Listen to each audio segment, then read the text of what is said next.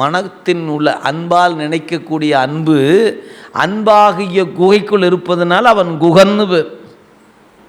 என்ன அழகான பேர்.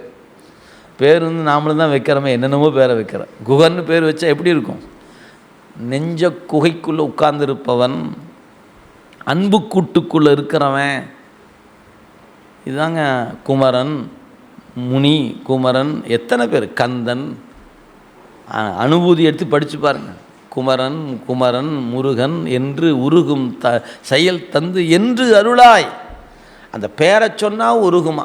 முருகா அப்படின்னா உருகும், குமரா அப்படின்னா கதிர்வேலா அப்படின்னா உருகுது நெஞ்சுங்கிறார் அருணகிரிநாதர்.